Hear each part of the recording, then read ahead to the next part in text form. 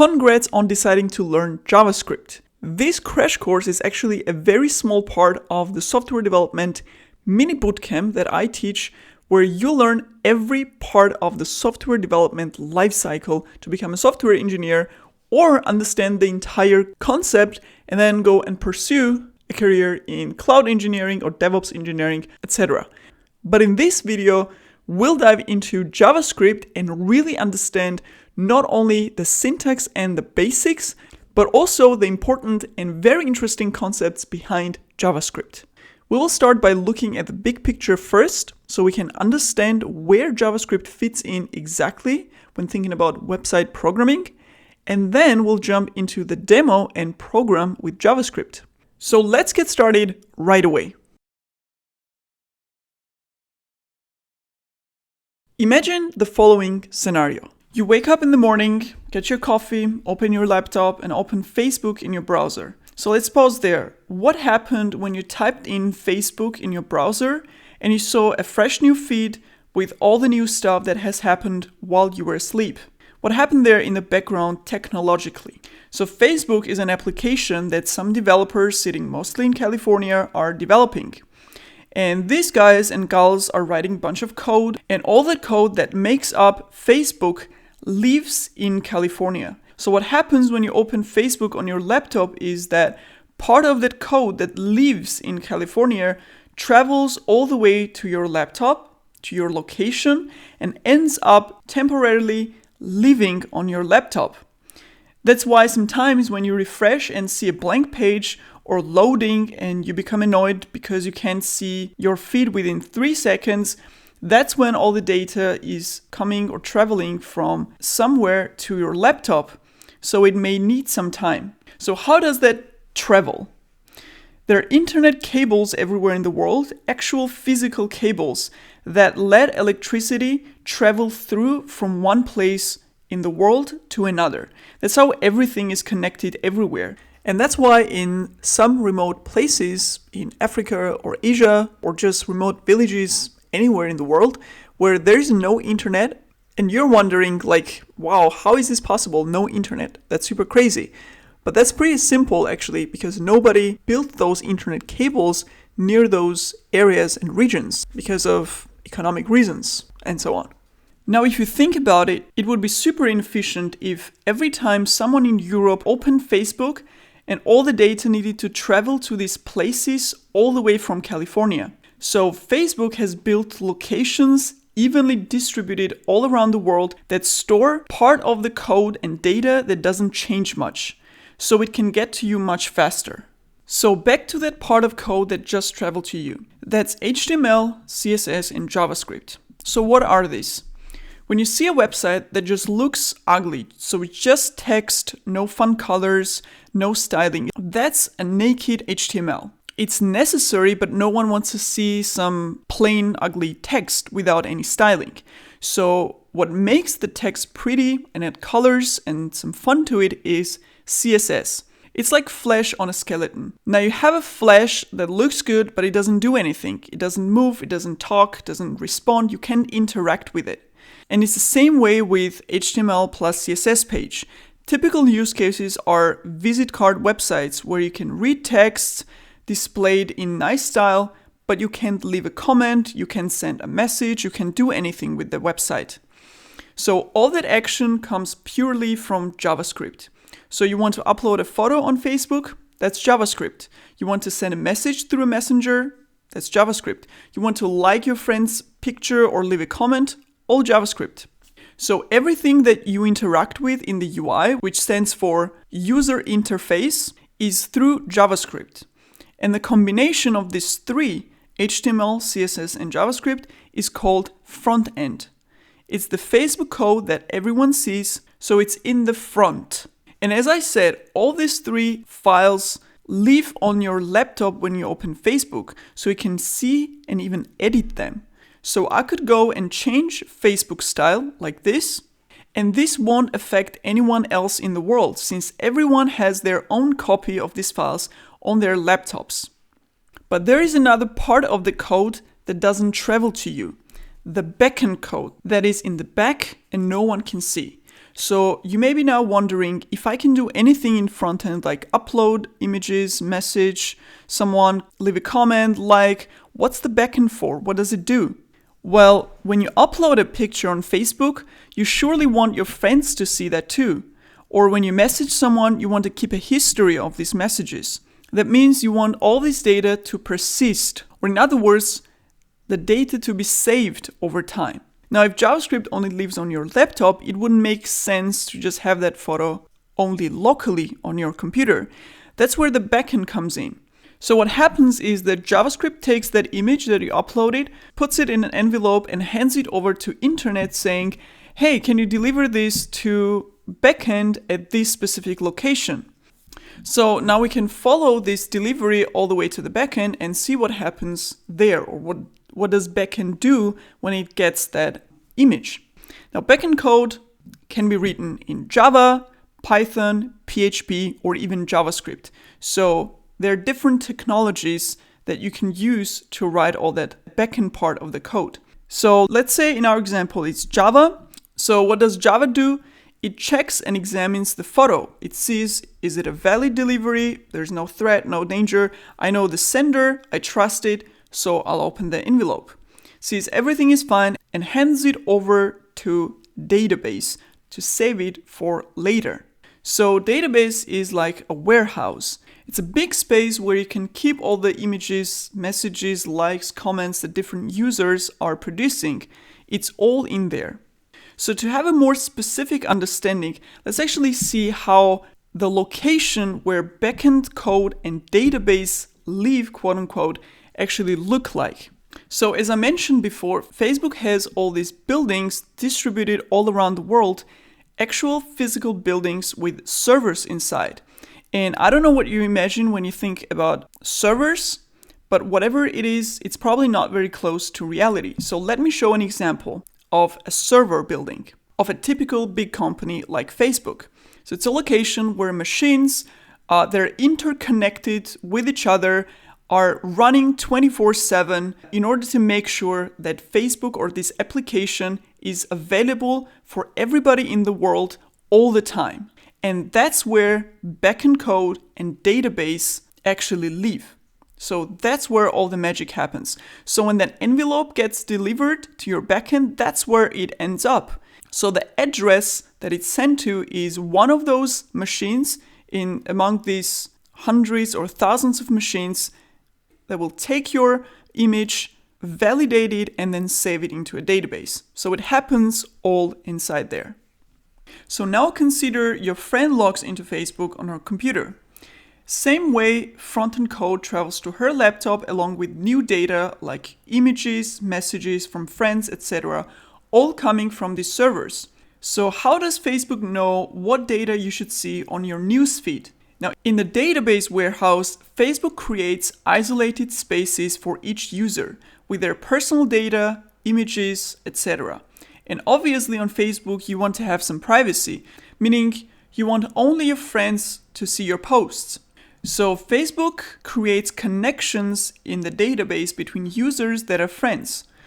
And that's how Facebook decides what information to send to a user when they log into the application. Along with new data like images and messages from friends, including the image that you just uploaded, all coming from these servers.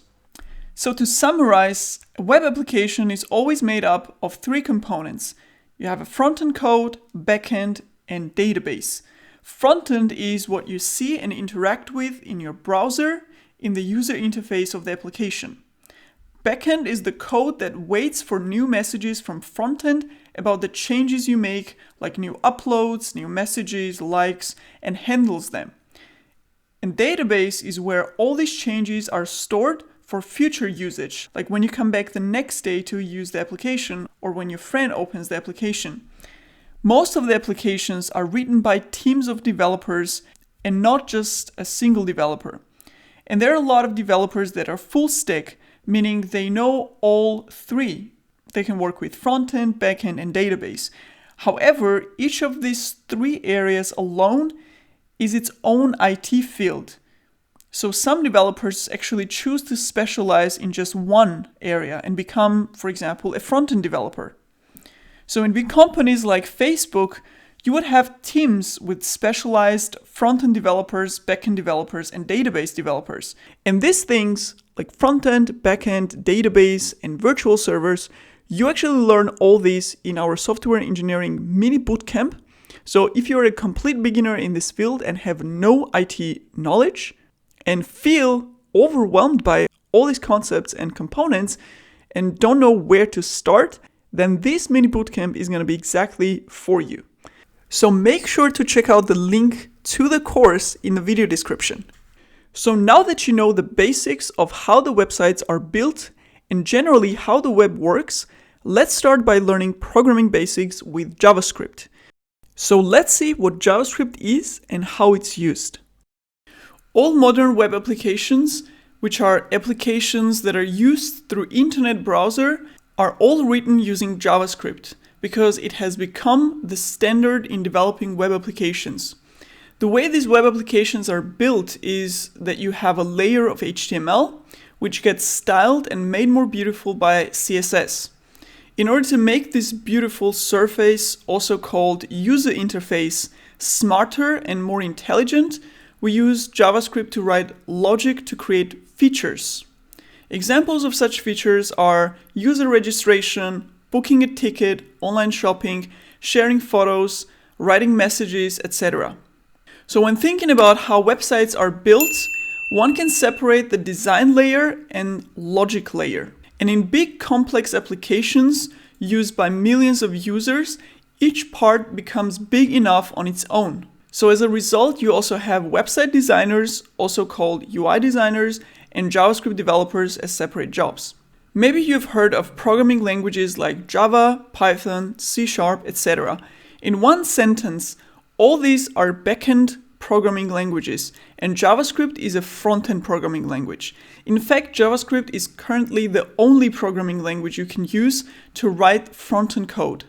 Now, to make all these more tangible, let's see how HTML, CSS, and JavaScript code actually looks like. HTML, CSS, and JavaScript are simple files that you write in a text editor.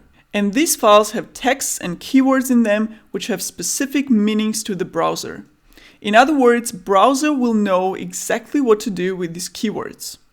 So the question is, when you create file with JavaScript keywords inside, how does browser know that it's JavaScript and not some other text? It knows because you tell it explicitly using the file extension. The typical simple file will have a text extension, .txt for example. But when you create a file called, for example, app.js, browser knows it must interpret all the contents of the file as JavaScript code. And it works exactly the same with HTML and CSS.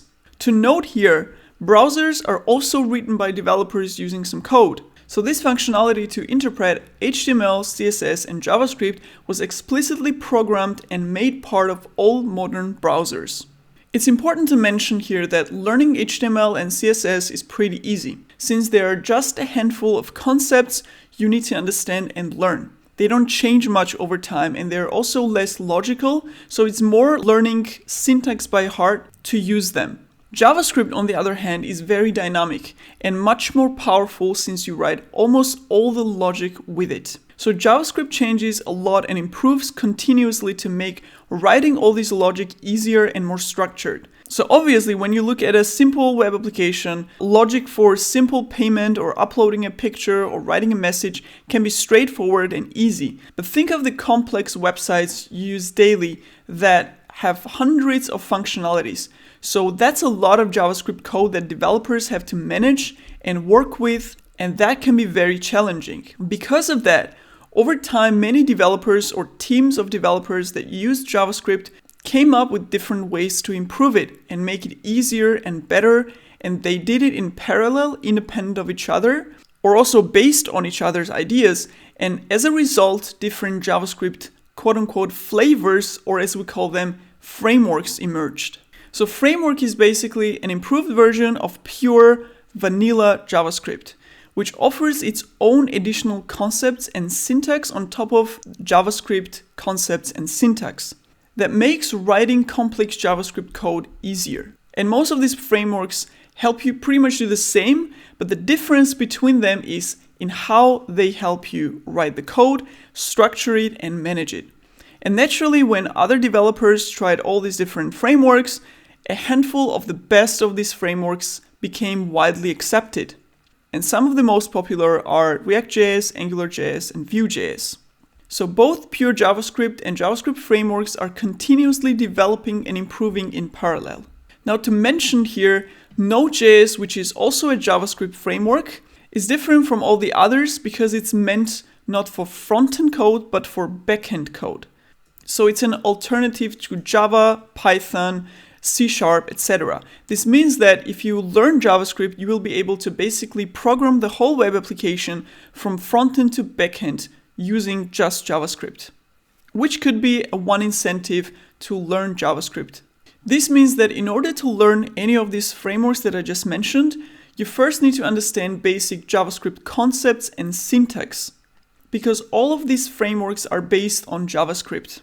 And once you've learned basic concepts of JavaScript, then you can go ahead and choose one of these frameworks to learn, and it will be much easier for you to learn concepts and syntax of that framework on top of JavaScript. And in our software engineering course, we learn JavaScript in depth, and then we learn Vue.js framework specifically and how to build applications with it. Plus in the course, I point out exactly and compare the advantages of using a framework compared to vanilla JavaScript to build front-end applications. So in the next sections, we're going to cover the basic concepts and syntax of JavaScript so that you have a foundation to learn any JavaScript framework. So let's start by learning the basic building blocks of JavaScript, which are the data types and variables. And we will look at JavaScript's 5 main data types, and then I'll show you what variables are and why we need them. Note that these 2 building blocks are the same for whatever programming language you learn.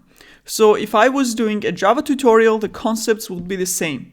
The difference is in the syntax. And this is a good thing because unlike learning natural languages, when you learn one programming language, it will be much easier to learn another one. So with that said, let's dive right in. Now the simplest way to start writing JavaScript is directly into the browser, since all modern browsers are able to interpret JavaScript and come packaged with so-called developer tools. So open either Firefox or Chrome browser on your laptop. If you don't have these browsers installed, I suggest you install them because using browsers like Internet Explorer to run and execute JavaScript is not a good idea. So I would download either Firefox or Chrome, and in your browser, right-click somewhere on the surface and select Inspect. If your browser is in your native language, then it would be called something else, but it should translate to Inspect. And when you click that, you see something like this.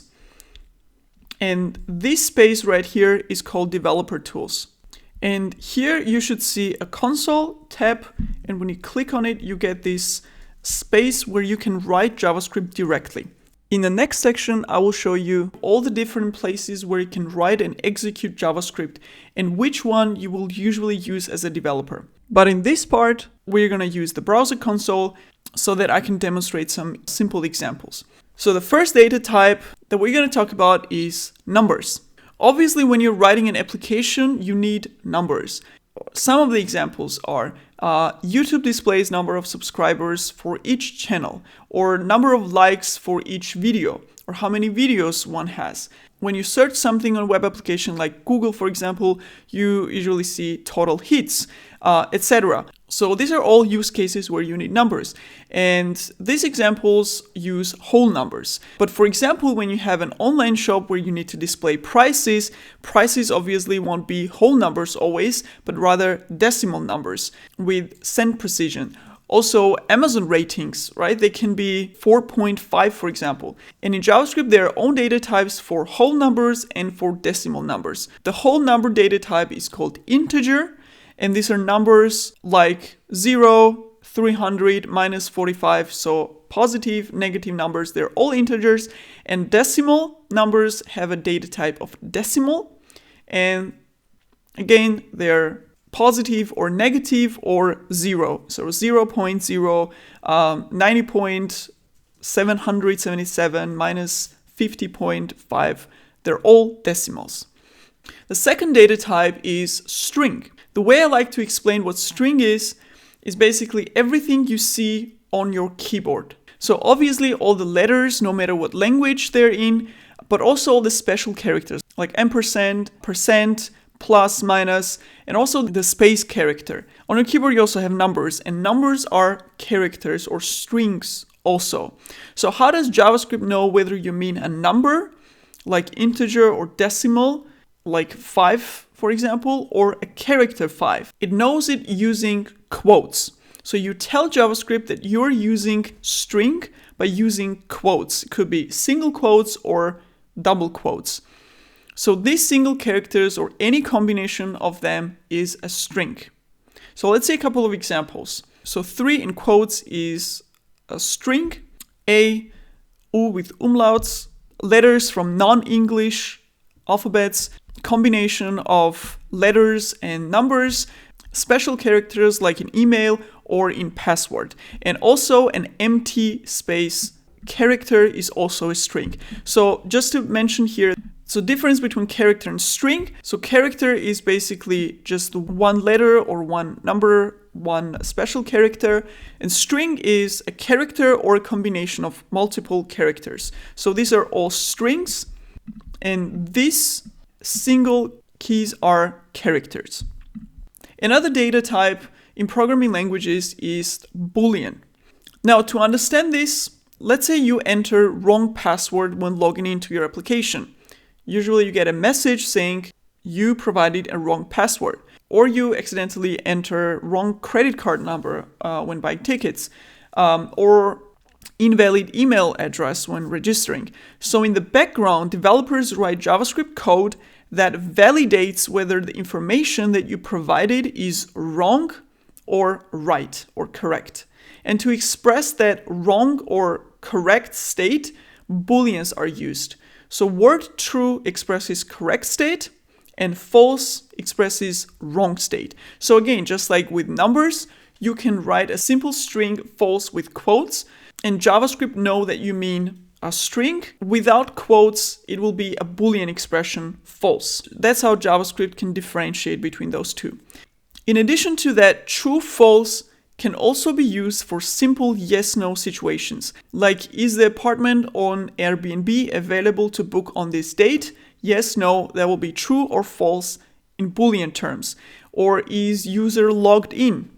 Depending on whether logged in or not, you will see different web page. That's a Boolean expression. Is it a premium user?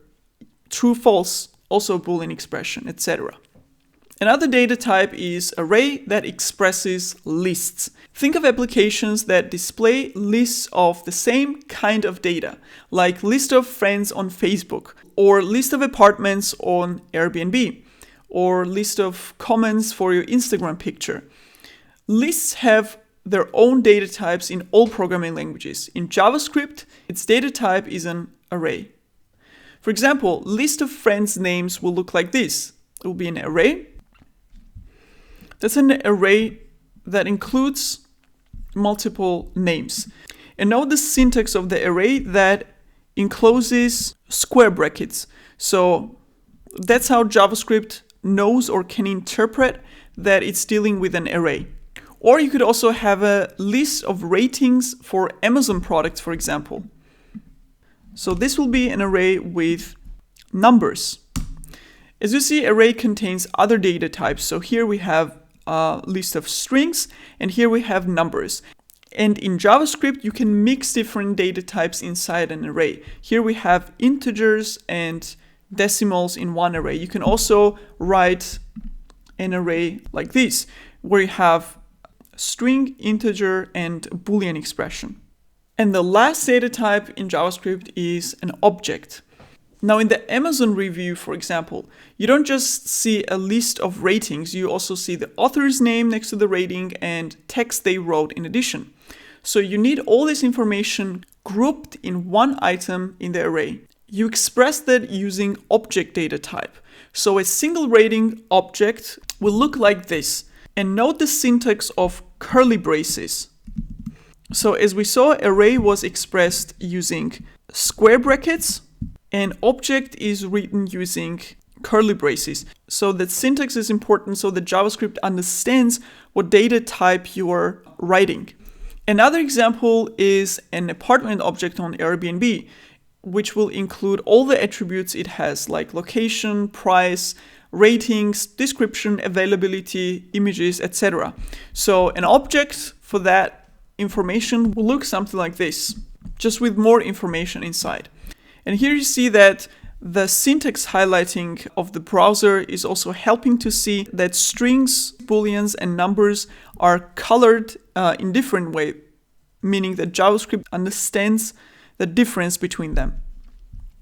So as you see, object has key value pairs so that you know which value stands for what. So all of this, author name, user 12, rating 5, these are key value pairs where the key basically describes what the value stands for. And the name of that key is totally up to you. You decide what that's going to be. Also, you can use any data type as a value inside of an object.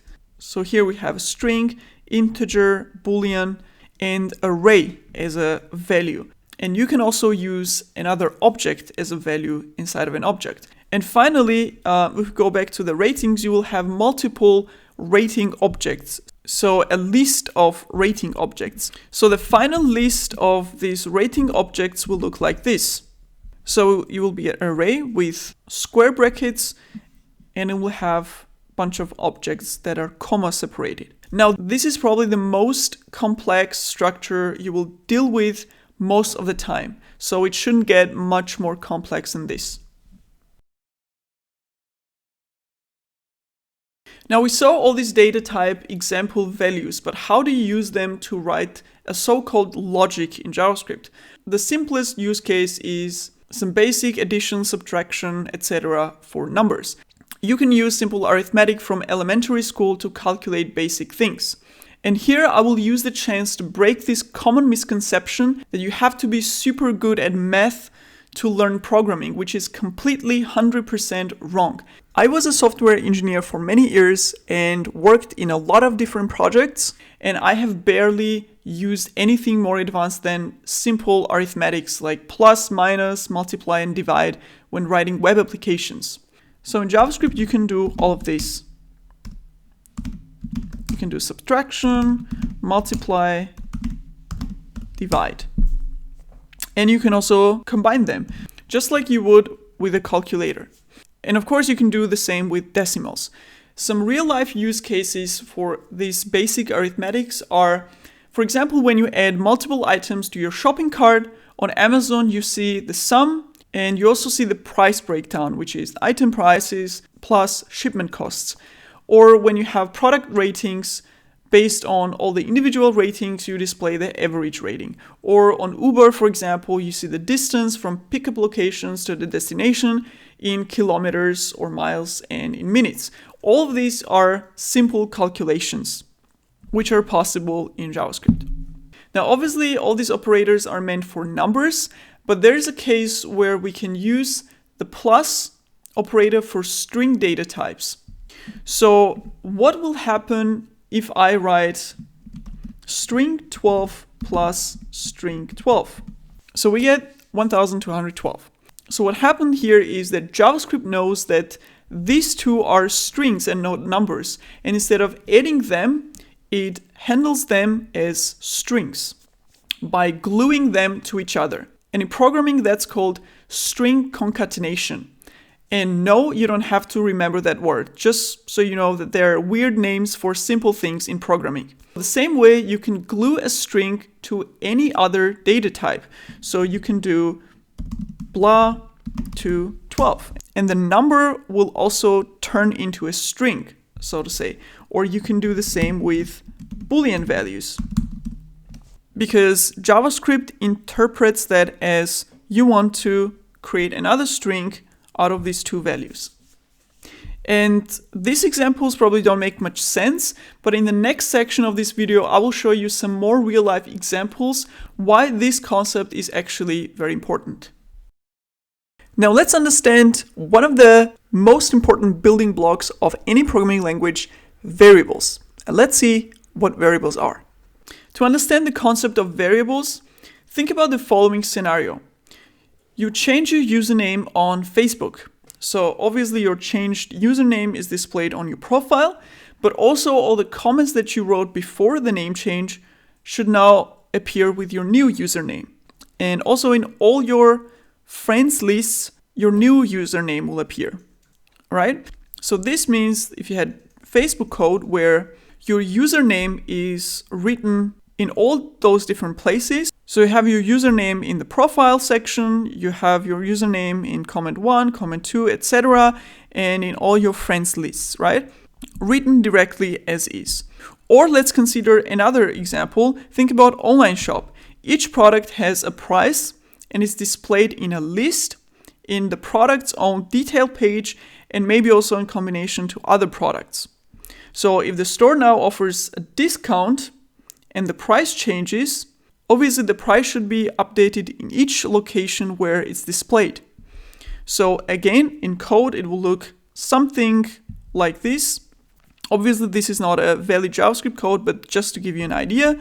So somewhere in one JavaScript file, you have the list of products where the product price is directly written as is. And you'll have the same in a detail page section of the product and combination.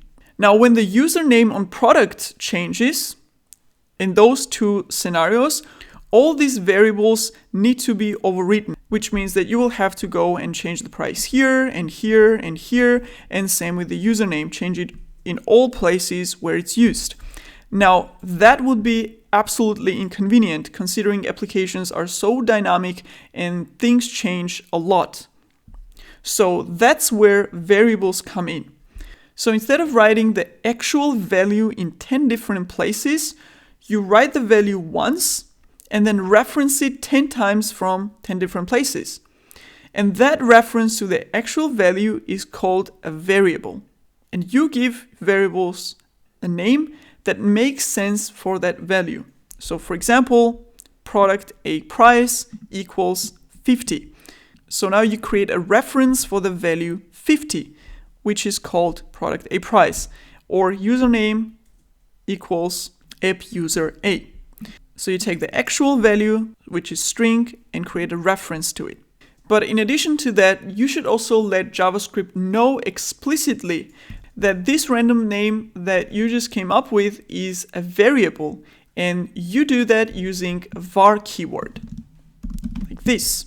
And remember, keywords are words that have special meaning to JavaScript. And because of that, if you noticed, the coloring or the highlighting of the word changed once I added var in front of it. So now JavaScript knows that this is a variable keyword and this is the name of that reference or variable. Or the same with product A price variable. And in code, it will now look like this. So first you'll create that reference somewhere like this, and then in all the locations or all the places in JavaScript code where you need that value, that actual number value, you use the reference instead of the actual value. So you have your text and the reference to the number in all those different locations. And here, note the plus operator that I showed you earlier. This is an example of string concatenation, meaning string is glued to another value. And this is where this concept is very useful. So when you run or execute this line, what happens is that JavaScript in the background replaces this reference with the actual value. So when I execute this, I see product A price 50. And this is a real example where plus operator with strings is actually very important. And you will use this a lot because you will use variables a lot. In order to make this variable concept stick more, let's consider two additional use cases. First, consider multi-language applications. On most applications, you can select a preferred language and see all your navigation, buttons, etc. in your language. Now, if application supports 10 languages, obviously developers don't create 10 different websites. Instead, the same text is translated in 10 different languages and referenced using variables. And depending on which language the user selects, the correct reference is used. And the second use case, which is very important, is user input. So when you sign up for a web application, you need to enter your name, last name, email, password. These are all user inputs. So what you input in the application. As a developer, when you prepare that code for future usage, you don't know what these values are going to be, because users can enter anything. But what you know is the name of the variables that will reference these values. And this way you can use the actual values without even knowing what they are. Now the question is, when we create JavaScript files and write lots of JavaScript logic inside, how do we run this logic in browser? How do we give that JavaScript code to the browser to execute it? There are 3 ways to execute your JavaScript code. The simplest way to start writing JavaScript is directly into the browser. This is a place where you can write JavaScript directly and the browser will interpret and execute your JavaScript code right here. So you don't have to set up anything, and this is the easiest way to start, especially if you want to try out some simple commands. So let's actually write some JavaScript code there. So you can create variables here, or you can do some calculations, and you can add number 1 and number 2. Etc. So you can do many things here. However, if I refresh the page, of course, all the code will be gone. And also you can execute only one command at a time. And usually when you're developing, you want to save that code and execute the whole thing at once and not have it disappear every time you refresh the browser.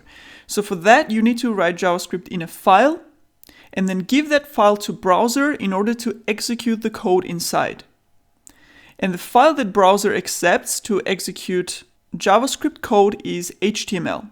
I'm going to create a basic HTML outline so that our browser can execute the JavaScript code.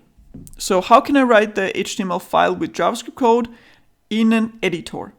So if you are on Windows, you may have a Notepad, a simple text editor, or I on Mac have a text edit, and I can create a new document. If I open that, I can write just normal text here. So I'm going to write some simple HTML tags. And HTML, as we saw at the beginning, is a separate scripting language to basically write the structure of a website. And I teach complete HTML and CSS in the software development mini bootcamp. But here our focus is on JavaScript. So we're going to use the most basic HTML possible to be able to execute JavaScript on the website. So maybe you're wondering, if I'm writing HTML in the same editor where I would write normal text, how does browser know that it's an HTML file?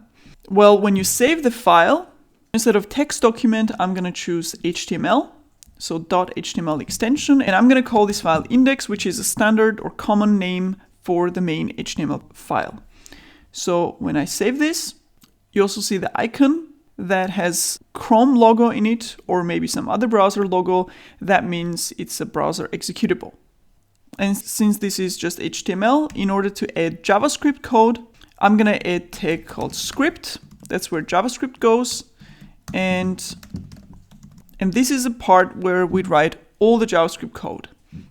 So for example, here I can create a variable called some name and so on. Now, I said you can write the whole HTML and JavaScript in here, but the problem with using the simple editor is that they don't help you in writing code.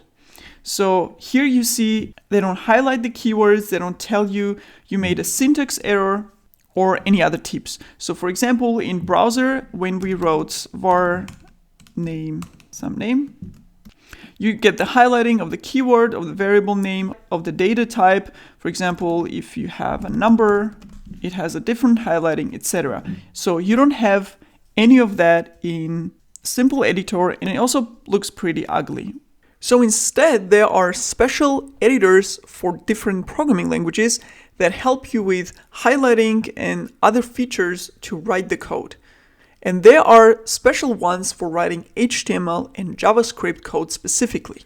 The one that we'll be using in this course is Webstorm from JetBrains, which is actually an integrated development environment, or IDE, and not a simple code editor. What does that mean exactly? Well, when you install Webstorm, you basically have everything that you need for website development in there. So various features beyond just writing code are included out of the box, or in other words, you get an IDE with full batteries included. And we'll see some of its cool features throughout the course. So if I type in Webstorm download, we can check out their download page for your specific operating system. And if I click on developer tools, you actually see they have a list of multiple IDEs, and they have dedicated IDEs for different programming languages. And Webstorm is specifically for JavaScript, so it gives us these awesome features specifically for JavaScript development. And the great thing is they have special offers for students, universities, startups, for all their IDEs, including Webstorm. So let's go ahead and download the Webstorm IDE for free to develop our JavaScript application. I'm using macOS, so I'm gonna download this one. And once downloaded, you just double click on this installer file. Let's drag Webstorm to the applications, and there you go. We have Webstorm available locally. Let's double click again, and it's gonna open the Webstorm IDE. This is a welcome page, and let's go ahead and create a new project. Let's call this JavaScript app and create. And in the Webstorm settings, I'm actually gonna zoom in so that you can see the code better. So I'm gonna set it to 150, and there you go. This is what we're starting with. So now let's create a new file in our JavaScript application project. If you go here and right click with your mouse, you see these options, and we can create a new generic file. Or if we know that we're gonna be writing a JavaScript or HTML file, we can actually choose specifically that type of file. And this way, Webstorm actually knows that you want to write HTML or JavaScript code, and it actually helps you create the boilerplate code or the initial code for that file specifically. So let's see what happens if I choose HTML file from the options, and let's call this file index.html like we did before, and know that we have .html extension in the file name. And if I hit enter, there you go. Webstorm actually knows that this is a basic HTML structure. All these tags are needed for a proper HTML page. So it auto-generated all these, so you don't have to type it out from scratch. This is super convenient. And let's give our index.html web page a title. Let's call it JS app, just like we did here. And that's it. Now, you can ignore actually all this code here that was auto-generated. This is kind of a structure, a main structure for a properly formatted HTML. So everything that is needed is right here. What we want to focus on is writing our JavaScript code. So if we check our index.html file that we wrote before, we have this script tags with some JavaScript code inside. So I'm going to copy that block. We already have the body tags. And the script tags usually go inside the head tags, so between those opening and closing head tags, or between the body tags. So in our case, we're gonna add them in the head. And as soon as I paste in the script block, Webstorm IDE already highlights some of the issues with our syntax. So because we use this simple text editor, we have some wrong characters that can't be interpreted by the browser, so we need to fix them. And note that we have these red underlines here that are for error, and then we have these orange underlines which are for warning. So these need to be fixed because otherwise our JavaScript is not going to work. So we're simply going to replace those with the standard quotes basically, and that's it. And as you see with the syntax highlighting, the value assignment to the variable is working now, and the error is gone. Now, you notice we have another underlined here, which is a warning. This means the code is going to work fine without any issues, but we could make some improvement to this code. It says var is used instead of let or const. So what is it about? Back in the day when JavaScript was in the early phases, var keyword was used to declare the variables.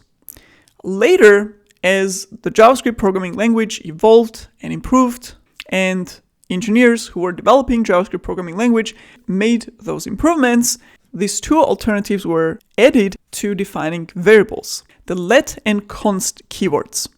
And the reason for that improvement, or the main benefit of that, is to prevent basically accidentally overriding the variable values. Because JavaScript is very flexible, which is great, but it also means that you can make lots of accidental mistakes, and one of them being defining the same variable multiple times and accidentally overriding the previous variable because you didn't know that you already had that variable in your code.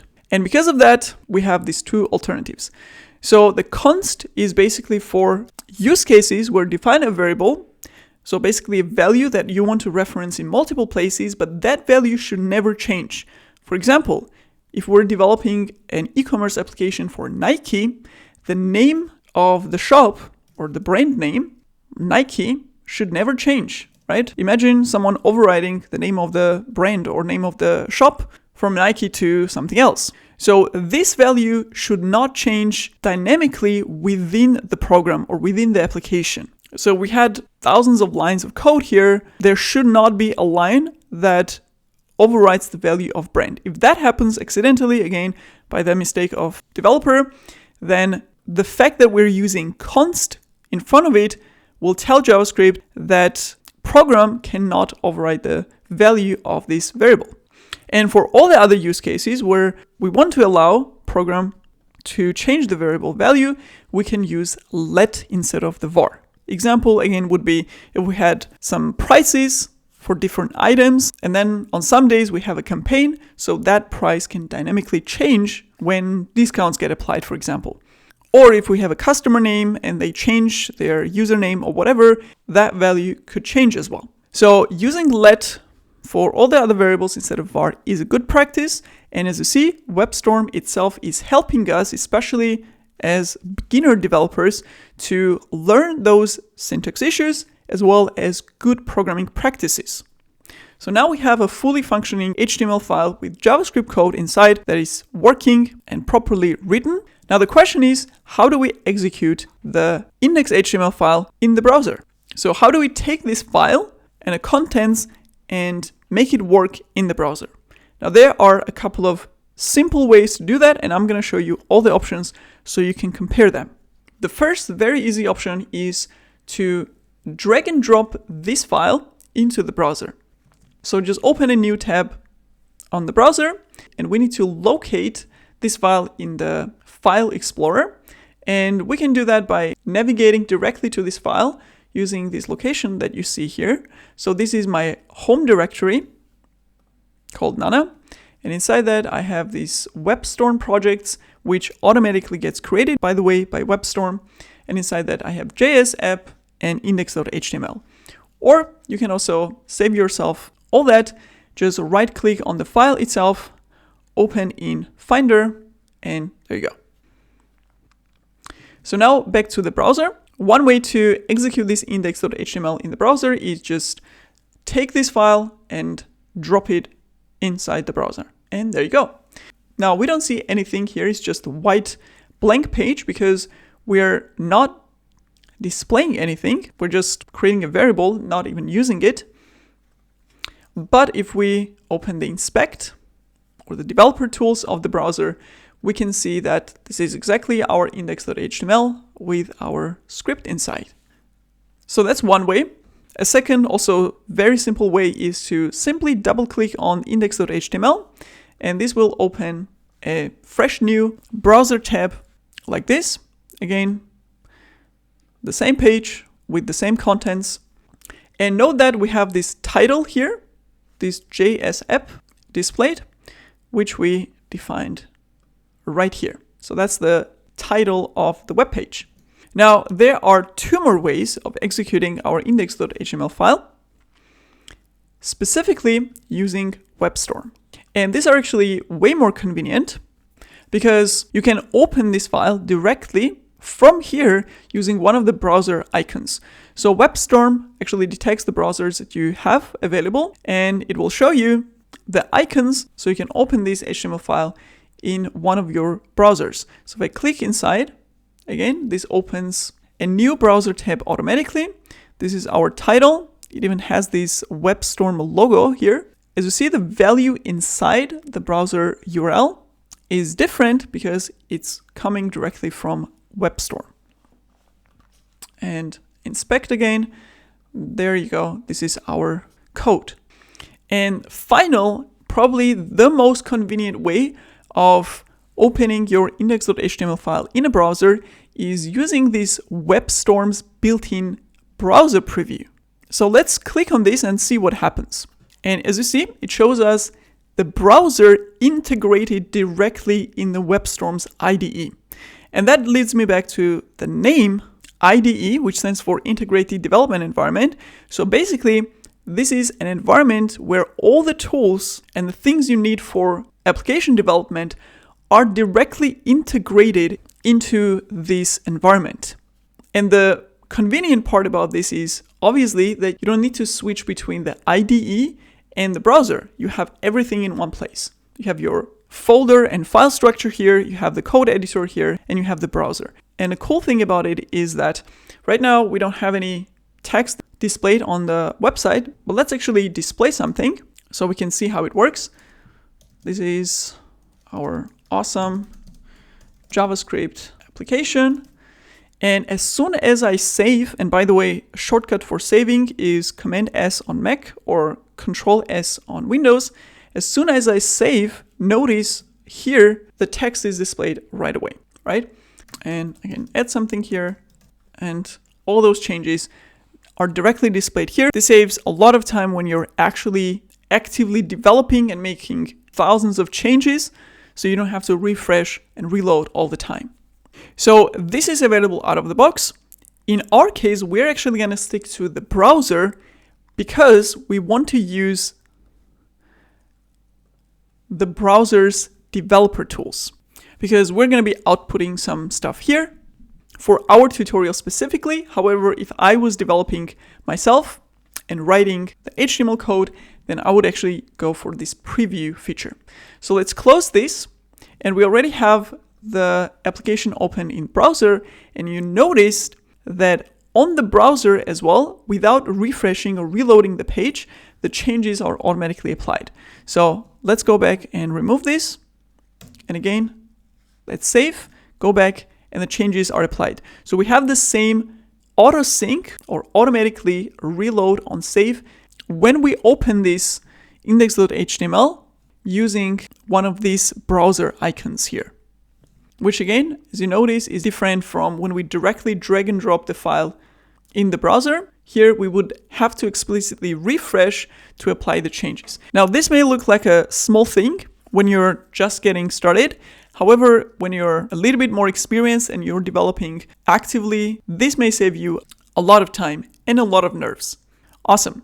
Now, if you want to also display stuff in the browser console, we can add a line here, Console.log, which basically outputs whatever we pass in to the browser.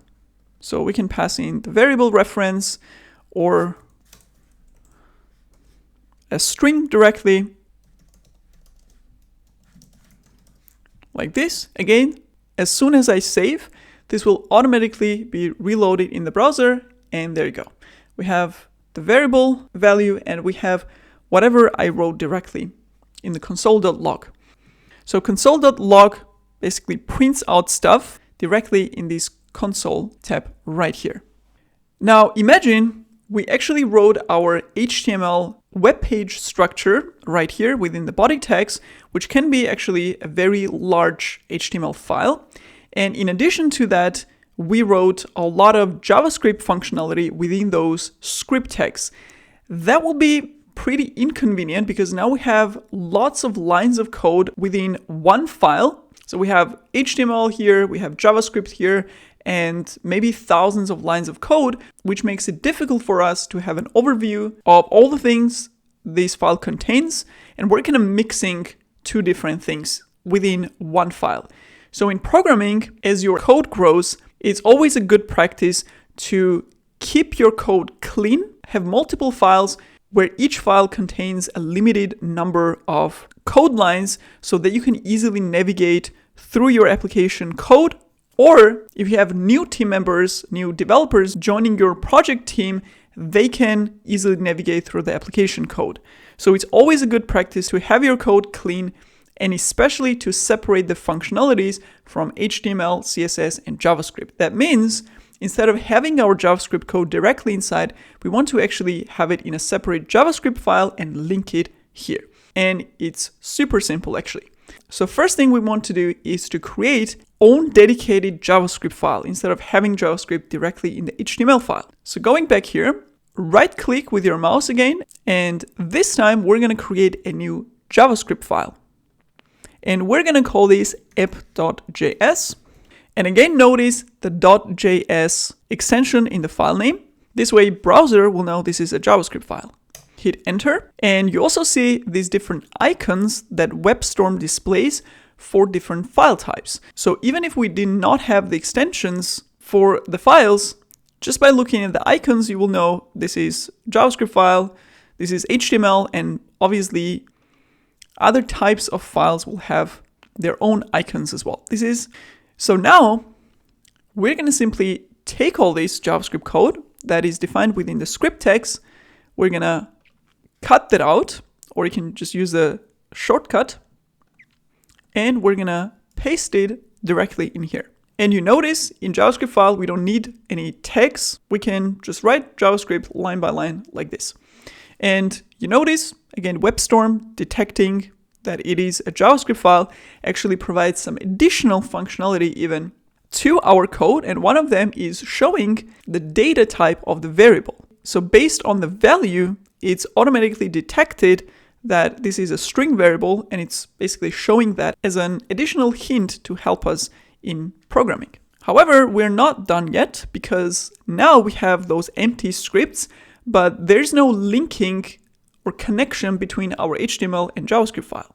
We need to actually tell this HTML file to get the script from somewhere. So we need the source of the new JavaScript code. And the way we define it is we leave this section empty, so nothing actually goes between the script tags, and instead, within the opening script tag, we define a source, src. So this basically is a pointer to JavaScript file that contains the script that we want to load as part of HTML page. And as you see, again, super conveniently, Webstorm is automatically suggesting us all the files that we have in our current project. And it tells us, do you want to reference app.js? And if we do, if I just click on it, it basically automatically sets that as the source name right here. And that gives us the link that we want. And again, super convenient, especially as a beginner, that the IDE itself provides all these additional explainers telling you what different tags are and so on. And as I said, nothing actually goes between those script tags, so we can just leave it empty. And this will load the same script that we had defined directly here, now from a separate JavaScript file. So in order to test this, I'm going to make a change in the JavaScript code, and we're going to see whether that is actually reloaded in the browser once we save it. So I'm going to say output in console from app.js file. And I'm going to save this. Make sure to save both changes in both files, because if you don't save the changes in Webstorm, it's not going to be reloaded in the browser. So now let's check back with our browser, and without any refresh, you see output in console from app.js file. And if I go back to the elements, which is the HTML tags, body, and so on, we see that script is linking to app.js, And this is another element that is also loaded in the browser along with HTML file. And that is also very interesting and important. So these are the HTML elements on the page. However, if I go to the Sources tab, right here you see our index.html file. This is the file that we wrote. And this is some additional stuff that Webstorm actually adds to our index.html automatically to give us this automatic loading. And then we have our app.js file also loaded alongside. And if I check the sources of our previous index.html that had the script directly, you see that we don't have any JavaScript file, it's just HTML. Now let's learn about the next important concepts of conditionals and comparison operators, which are also common concepts across all programming languages. And if those terms sound scary to you, I'm going to explain those with very simple examples and visualizations to make sure you understand them very easily. So first, let's see what comparison operators are. Let's consider as an example a Facebook feature to display birthdays of its users. So basically, if today is your birthday, Facebook will show a birthday icon and will send notifications to all your friends. And for Facebook to check whether it's your birthday today, basically it has to compare today with your birth date, right? So that comparison or equals in JavaScript is expressed with 3 comparison signs, like this. So one comparison sign is reserved for assigning variables. So double or triple equal signs are used to check the equality of 2 values. So let's see the difference between the two. So let's say I have a variable age, 30. So if I compare value of variable age to 30, then I get true, right? If I triple compare that, I also get true. So same results. Now, if I compare the value with a string representation of 30, I also get true. However, if I triple check, I get false. And this is a difference between these two.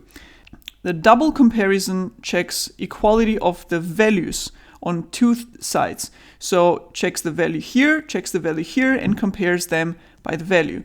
The triple equality compares value and also the type, the data type of those values. So if I have a number here and a number here, which are the same values, then it's going to be true.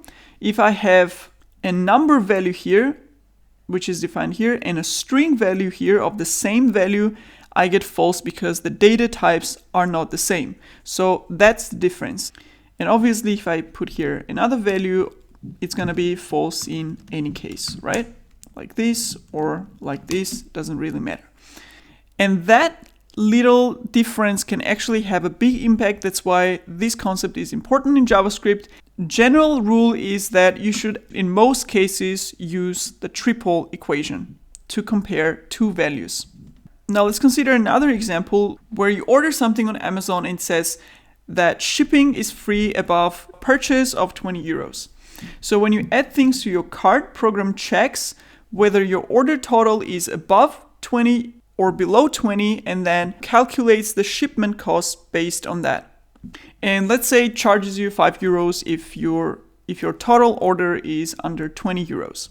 So now we don't have the equal check anymore, but rather is it higher or is it lower? So the way to check that is, let's clear this. So let's define the variables. So you have the total price. Let's say you gathered items that are 19 euros. And now the program checks if total price is greater than 20 euros. You get a Boolean expression of false because this condition is wrong. In the same way, the program can also check the opposite direction. So it can check whether your total price is below 20. But notice that we don't check for value 20. So what happens if the total price is exactly 20? So basically here we need to check that if total price is below 20 or 20 euros, in both cases, you get charged for the shipping. So in order to do that, you can combine those two expressions and say like this. So either it should be less than 20 or it should be exactly 20.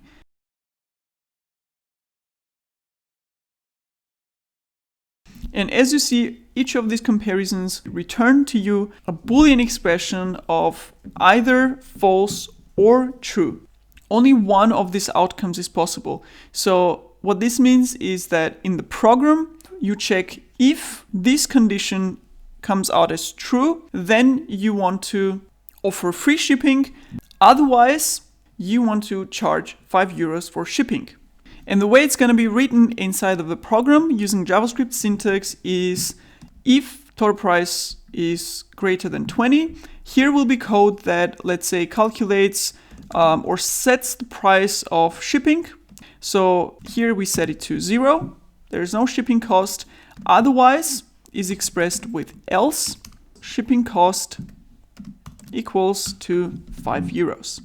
So this is how the conditions are used in JavaScript to check the condition, and based on that do either this, or if we switched that condition, we can also check if total price is less than or equal to 20, then shipping cost will be set to 5. Otherwise, the shipping cost will be 0.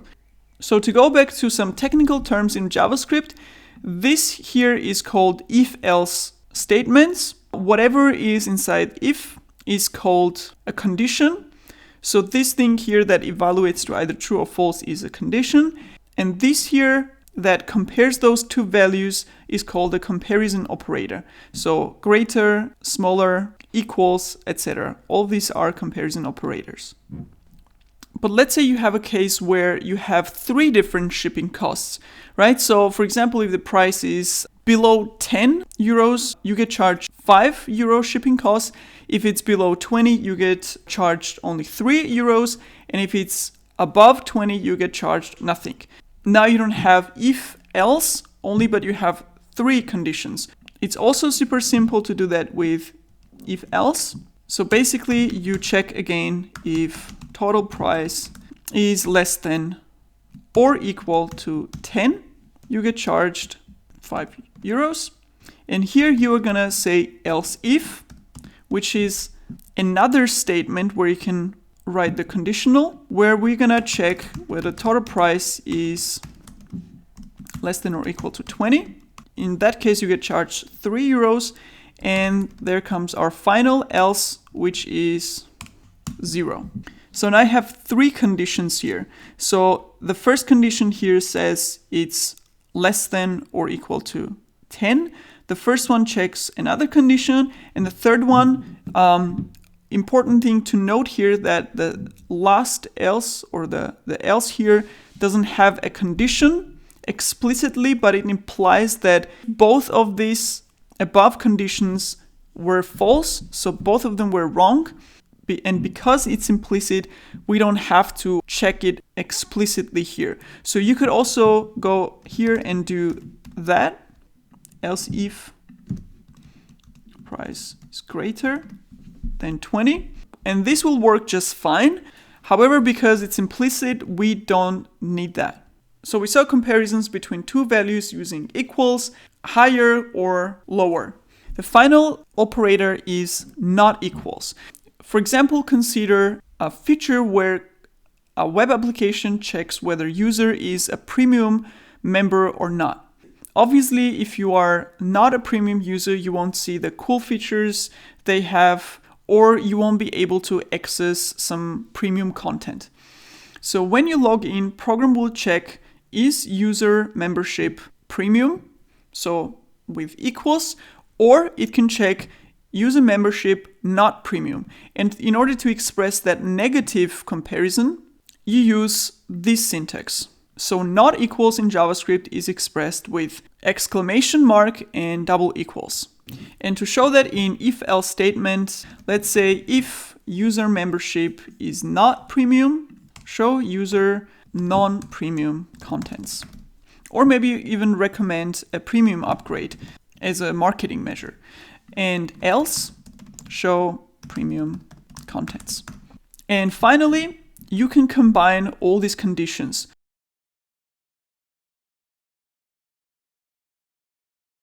So for example, if today is your birthday and you have displayed that on your profile, only then the program will show the notification. So both conditions must be true. So if today's date is the same as your birth date and birthday displayed is true, so here you can use a comparison with Boolean true or false.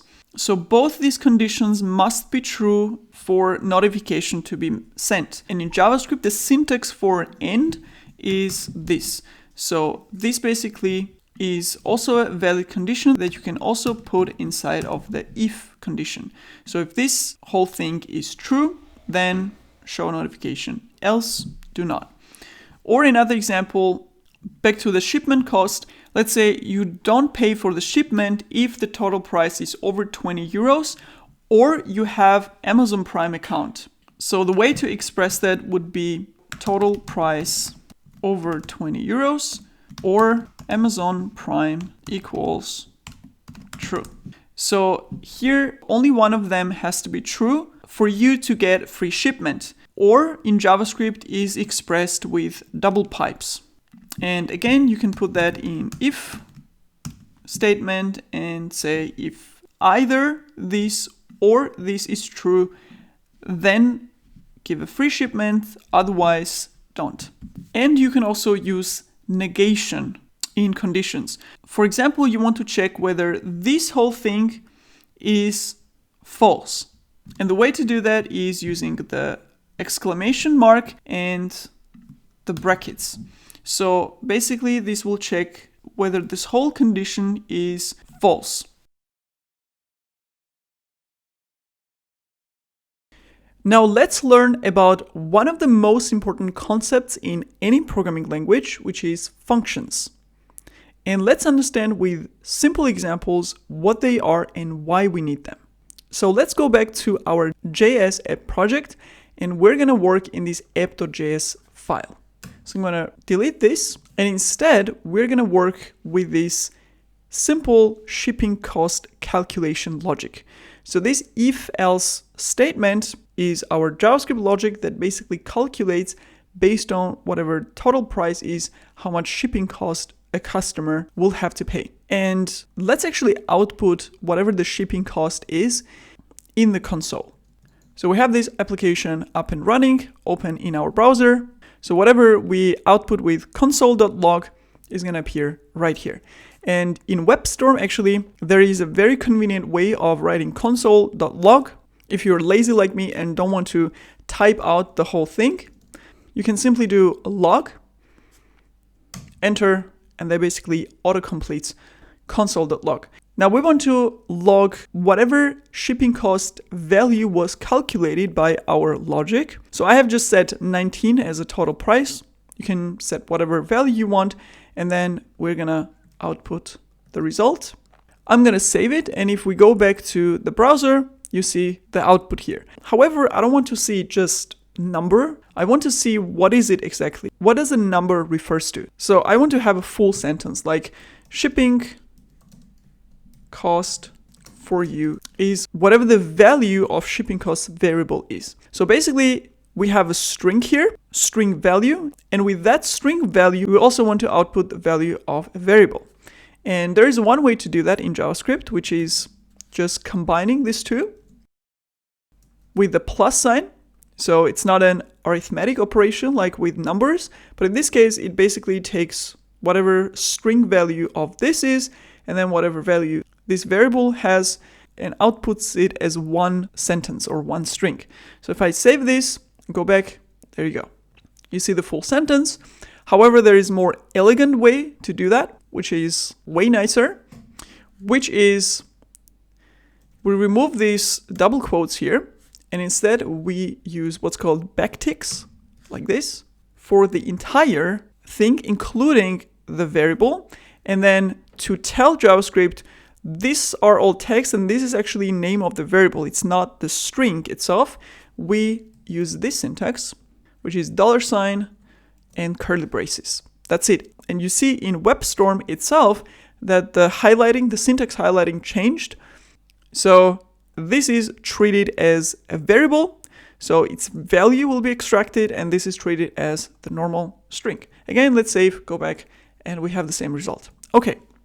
Now, this whole thing here is a fully functioning logic that we wrote in JavaScript that takes whatever total price is and calculates the shipping cost based on that, and then outputs it in the console.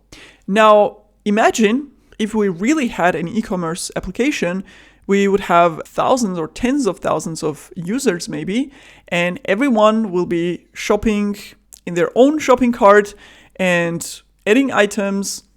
So we would actually need to calculate this for every single purchase they make on our e-commerce application. So this logic, this whole thing, may repeat in our application code multiple times. And imagine we had 10 different places where this calculation needs to be done, and we would have to basically replicate this code in 10 different places throughout our application code. That seems like a very inefficient way of coding, right? Because we're repeating the same thing 10 times. Like I explained with variables, where we use the same value multiple times, except in this case, it's even worse because we're repeating the entire code block multiple times. And that's where functions come in. So you can think of a function as kind of a variable reference. So just like we saved a certain value once in a variable, and then we reference that variable every time we needed to grab that value, the same way we can save an entire code block in a function, and then whenever we need that code block or that logic, we can reference it by using the function name.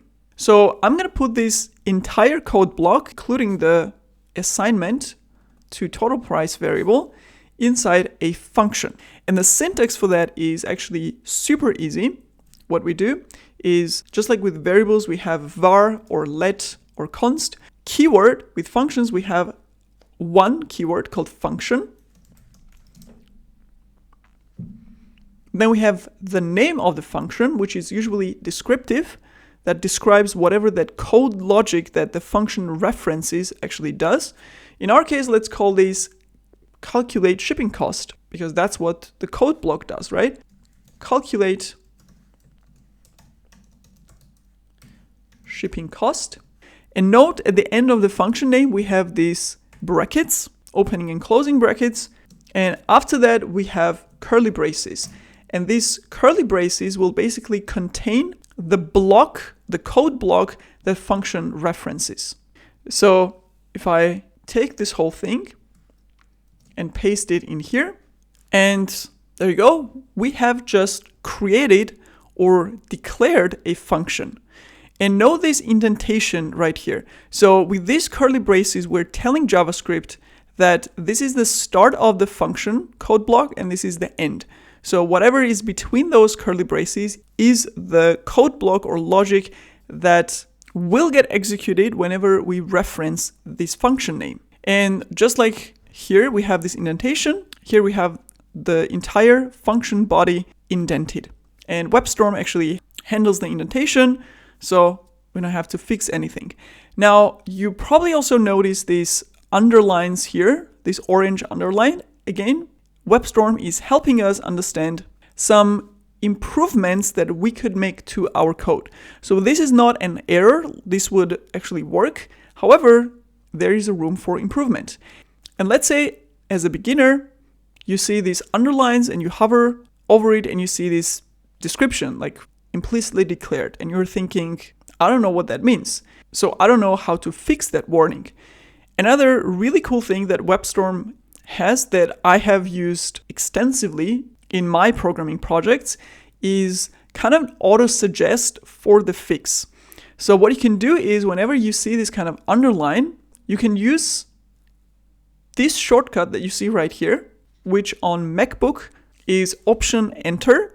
With the mouse inside that code block that needs to be fixed, I'm gonna do Option Enter. you see that Webstorm actually gives you suggestions to how to fix that.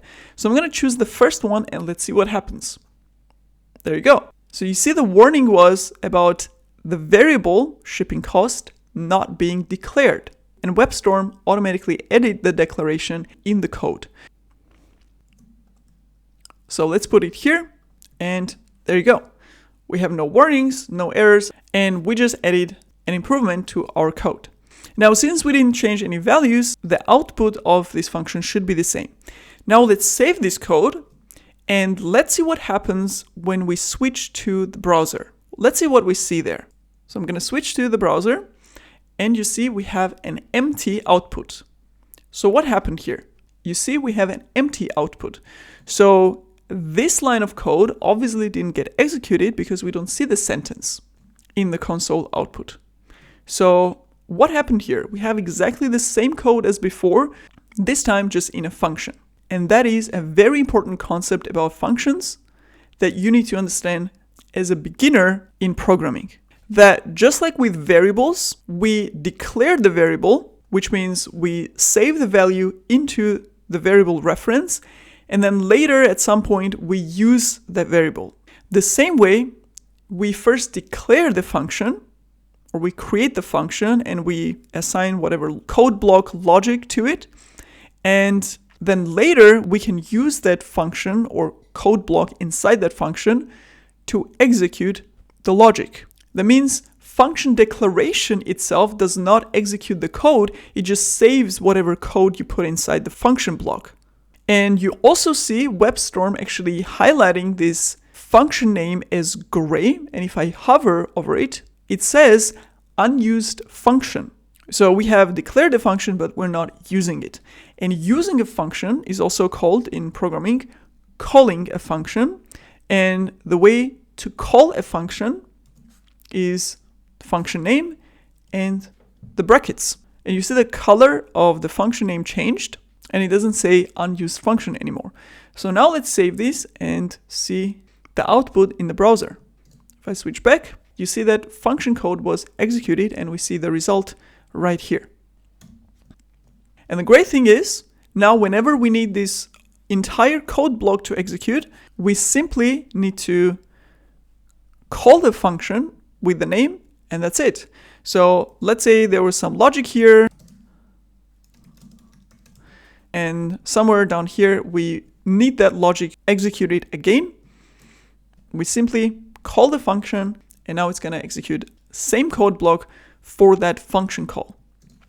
And by the way, this is a syntax for comments. So whenever you start a line in JavaScript with slash 2 times, you also see the color is gray. Whatever you type in here, this tells JavaScript that this is not a code that needs to be executed. This is simply a comment, a self-note for yourself or for your programming colleagues, which usually is used to document the logic that you write in a function if it's not understandable just from the code. So let's clean this up and let's see another very interesting concept of functions. Now, we know that the total price is a dynamic value. So every time customers are shopping, that value will be different. So we can't hard code it here. Instead, it will always be different for each purchase of each customer. So we need to use a different value each time we calculate the shipping cost. That means we have to remove it from here. And when we do that, you see automatically this warning from Webstorm that tells us this variable is not declared anywhere. There is nowhere in the code where we're setting a value for this variable, which means we're referencing a variable that doesn't exist, that we haven't created. So we need to do both. First, we need to create a variable, and then we have to assign some value to that. So let's say at the beginning, we have this variable, total price, which is a simple declaration of the variable. We're not assigning a value to it because the value will be dynamically set when a user gets on our platform and starts shopping. right? So let's say we have some logic here that basically tracks the user behavior on a platform. Let's say a shopping cart, and user is putting the stuff in the shopping cart. And the total price of whatever user is purchasing is now, let's say, 10 euros. And the user continues shopping, adding more items, and total price gets to 19 euros, for example. And then at some point, the customer is ready to order. They have everything they need, and now they want to basically pay and place the order for all the items. So when that happens, we want to calculate the shipping cost. And again, imagine this is all code in our application. We have tons of logic, and at some point, we are calling the calculate shipping cost function to calculate the cost based on the total price for the customer.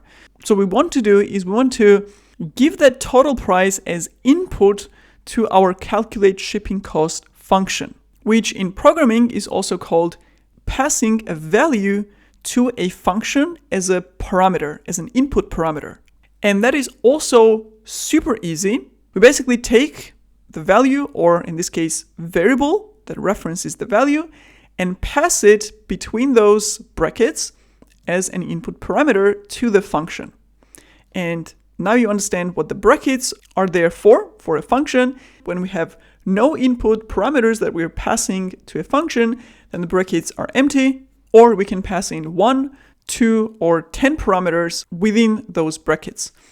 And then on the function definition, we need to explicitly say this function is expecting a parameter, an input. So whenever someone, either us, the same engineer who declared the function, or your teammates, other engineers who also want to use the same function, they know, oh, this function is expecting a parameter, which is total price, so I need to pass that input, because otherwise, obviously, it can't do its job, because the total price value will not be set. And to do that, we define that in the function definition, like this, just the name of the variable. And this is another very important thing.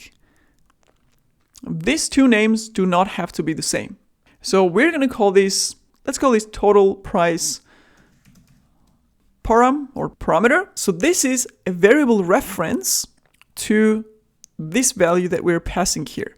And obviously, that's what we need to use in our logic within our function. And something that is very helpful to understand this concept is that when we call this function with value 19 passed in as total price variable, what happens in the background in the function execution is the following. This variable is created within the function with value 19. That's exactly what happens in the background when we pass a parameter to a function. So within the function, that is created as a variable with that value assigned, and now we can use that variable within the function block wherever we need that value. And we don't need to do that because it happens in the background. And this is our complete logic. So now the total price is dynamic. It's calculated somewhere else in our application code whenever user is adding stuff to the shopping cart. And when they click on checkout or ready to order or whatever, then we are calling this function and passing the total price as a parameter. So this will be calculated. And we can even add another console log here with our shortcut and say for total price of whatever the total price is. I'm going to save this, go back to the browser, and there you go. Our logic is fully functional. Now let's do one final improvement to our shipping cost calculation logic. And let's say once a year in our company, in our e-commerce company, we change the shipping costs. So last year it was 5 as a standard shipping cost, and for little bit discounted version, we had 3. But this year we want to increase those prices because of inflation or whatever. So in this case, the engineers, or us in this case, need to change the code to update the shipping cost values. And we may be using these 2 values in other parts of the application as well for different logic. Like here we're doing the shipping cost calculation. Maybe we have a logic for discounts and these values are used there as well, or in the checkout logic, or in the payment function, and so on. So if these values change because of our company policy, we need to go to our application, find every single JavaScript file and code block where this is hard-coded, and we need to update them. And again, this is a perfect case for using variables for values that are referenced in multiple different places and that may change at some point. Now, in this case, this is not a variable that changes in the program, like the total price, for example. It's not a dynamic value. It's a value that changes less frequently. And whenever that happens, we manually have to update it in the code. And those are variables that we usually define with const keyword. So that means right here, we're going to create 2 variables for the standard shipping cost and the discounted one. And we're going to call that exactly that, standard shipping cost. Let's say we raised it to 6 euros, and we have discounted shipping cost, which is 4 euros. And as I explained, the difference between these two is that the variables that are defined as const or constant, those values cannot be changed programmatically. You can only go here and update the value, but the program itself cannot change it. So JavaScript will not allow it. So for example, somewhere in the code right here, if I was like, let's set it to 7, whatever, you see this error that says attempting to assign to constant or read-only variable. So this is not going to work, which again prevents accidental rewrites of the variables. And now we can reference the constants in our application logic. And this is another very important concept in programming, especially when we're writing functions, that, as you see, we started with a lot of hard-coded values, and then step by step we remove them, and now almost everything in our logic is referenced as variables, and we don't have many hard-coded values here. And this is a best practice in programming in general. So now let's test our application again. And let's say here the user started shopping. They decided maybe we're ready to check out. So we calculated shipping cost. They remembered they forgot one item, so they continued shopping, added that in the shopping cart. Now they are ready to check out, and we calculate the shipping cost again. So in the first case, we're at 10 euros, which means they're paying the standard shipping cost that we have defined in our logic. Here, with 19, they see a discounted shipping cost. So they will get charged the discounted shipping cost. And when they see that, they think, you know what? I would like to save myself that shipping cost entirely. So I'm going to add one more item to my shopping cart to qualify for a free shipping with 0 cost. So here they add one more item.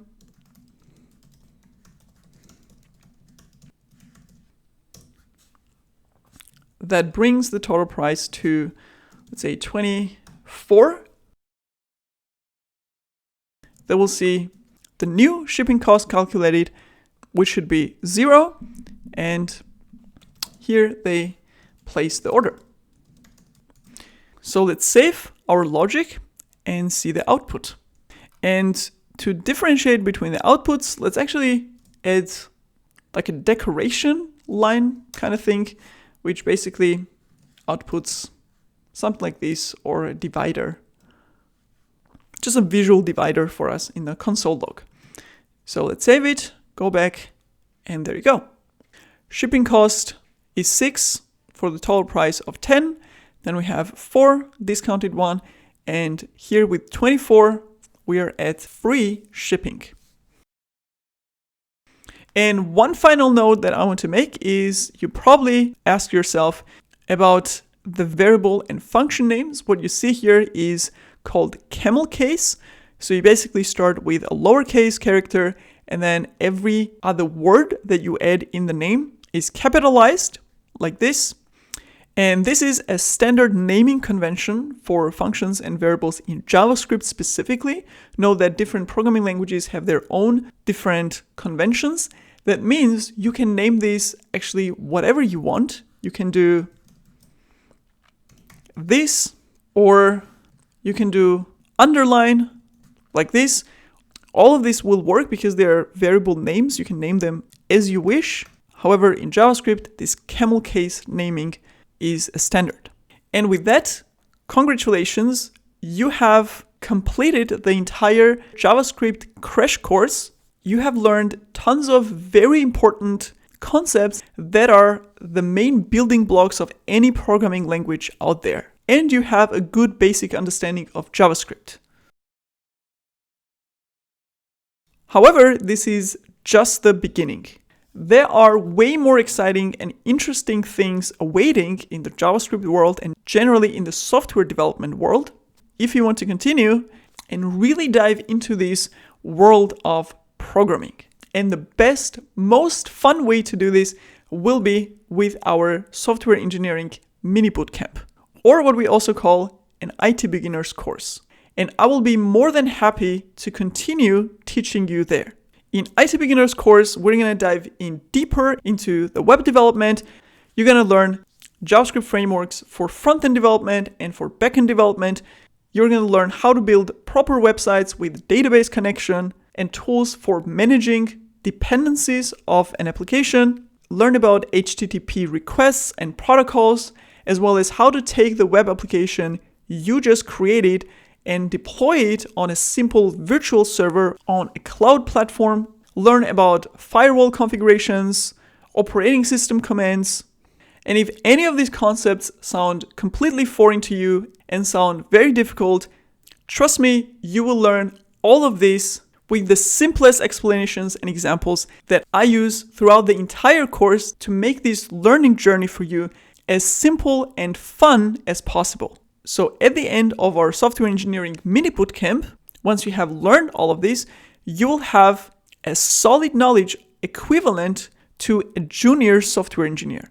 So absolutely make sure to check out our software engineering mini bootcamp in the video description or directly linked here in the video, and hope to see you there. With that, thank you for watching and see you in the next video.